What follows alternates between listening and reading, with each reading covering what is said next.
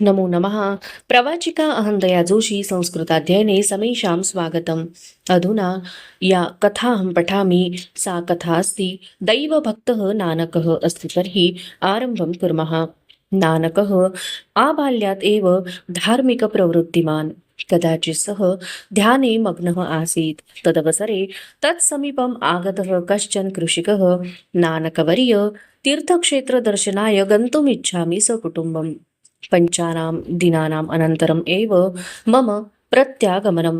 तावत्पर्यन्तं किं भवान् मम कृषिक्षेत्रस्य रक्षणं कुर्यात् इति अपृच्छत्। अस्तु इति अवदत् नानकः। सस्यानि धान्यपूर्णानि सन्ति इदानीम्, अतः पक्षिणः गणरूपेण आगत्य धान्यानि खादन्ति। भवता तेभ्यः पक्षिभ्यः क्षेत्रं रक्षणीयम्। प्रतिवर्षम् अहं 10 गोणीमितं धान्यं प्राप्नोमि।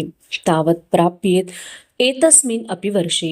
अतः कृषिक्षेत्रं जागरूकतया रक्षणीयं भवता इति अवदत् कृषिकः। अस्तु नाम निश्चिन्ततया गच्छतु भवान् इति अवदत् नानकः। कृषिकः यात्रार्थं निर्गतः। नानकः कृषिक्षेत्रं गतः। तत्र पक्षिणः धान्यखादने मग्नाः आसन्। एतस्मात् नानकः नितरां सन्तुष्टः।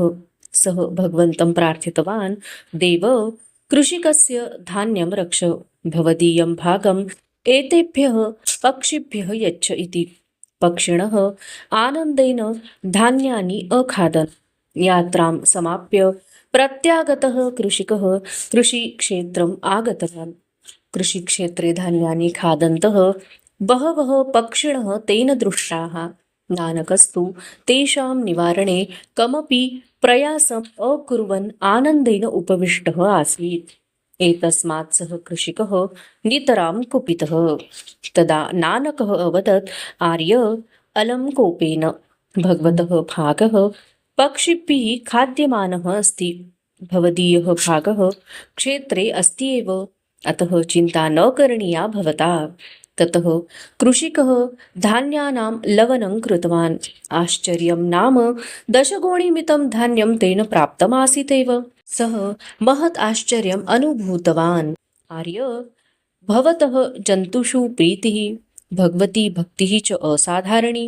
महात्मा भवान् इति वदन् सः कृषिकः नानकं भक्त्या नमस्कृतवान्। अधुना कथायाः अर्थं द्रक्ष्यामः। मराठी भाषायाम् अर्थं कथयामि अहं। लहानपणापासूनच धार्मिक प्रवृत्तीचा असा हा नानक होता. केव्हा तरी एकदा तो ध्यानामध्ये मग्न होता.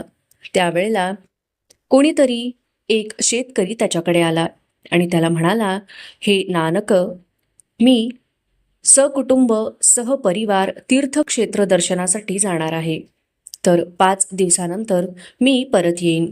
तोपर्यंत माझ्या शेताचं तू रक्षण करशील का, असे त्याने विचारले. नानक म्हणाला, ठीक आहे. त्यावेळेला तो शेतकरी त्या नानकाला म्हणतो की हे जे पिकं आहेत तर ती धान्यांनी पूर्ण आहेत, आणि हे जे पक्षी आहेत तर ते गणरूपाने म्हणजेच थव्या थव्याने येऊन ते धान्य खातात, आणि त्या पक्ष्यांपासनं तुला माझ्या या शेताचं रक्षण करायचं आहे. दरवर्षी मी 10 पोती धान्य मला मिळतं. मी 10 पोती धान्य प्राप्त करतो. तर यावर्षी सुद्धा तेवढंच धान्य प्राप्त व्हावं, आणि म्हणूनच अतिशय जागरूक राहून तू माझ्या शेताचं रक्षण करावंस, असं तो शेतकरी म्हणाला. ठीक आहे, काही हरकत नाही, आपण अतिशय निश्चिंत होऊन जावं, असं नानक त्या शेतकऱ्याला म्हणाला.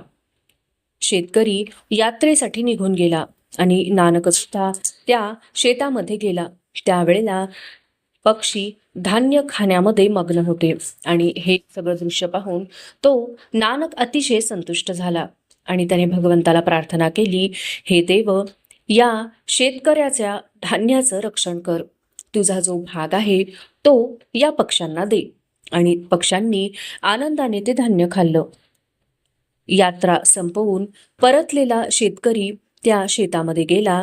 त्या शेतामध्ये धान्य खात असलेले भरपूर पक्षी त्याने पाहिले, आणि नानक हा सुद्धा त्यांना कुठल्याही प्रकारे हाकलण्याचा किंवा परतवण्याचा प्रयत्न न करता अतिशय आनंदाने तेथे बसलेला होता. आणि ह्या सगळ्या प्रकारामुळे तो शेतकरी अतिशय रागवला. तेव्हा नानक म्हणाला, हे आर्य, तुम्ही रागवू नका. राग करणं आता पुरे करा. भगवंताचा जो भाग आहे तो ह्या पक्ष्यांनी खाल्ला आहे आणि तुमचा जो भाग आहे, तुमच्या वाट्याचं जे धान्य आहे तर ते शेतामध्ये तसंच आहे. तर आता तुम्ही चिंता करू नये. शेतकऱ्याने ज्या वेळेला ती पिकं कापली आणि आश्चर्य असं की त्याला 10 पोतेच धान्य प्राप्त झालेलं होतं आणि त्या शेतकऱ्याने अतिशय मोठं असं आश्चर्य अनुभवलं. त्यावेळेला तो शेतकरी त्या नानकाला म्हणाला, हे आर्य म्हणजेच हे भल्या माणसा, तर तुमची या प्राण्यांवरची प्रीती, या प्राण्यांवरचं प्रेम आणि भगवंताविषयीची जी भक्ती आहे तर ती असाधारण अशी आहे.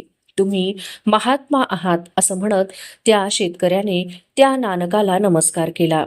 तर अशा प्रकारे या कथेचा मराठी अर्थ होता.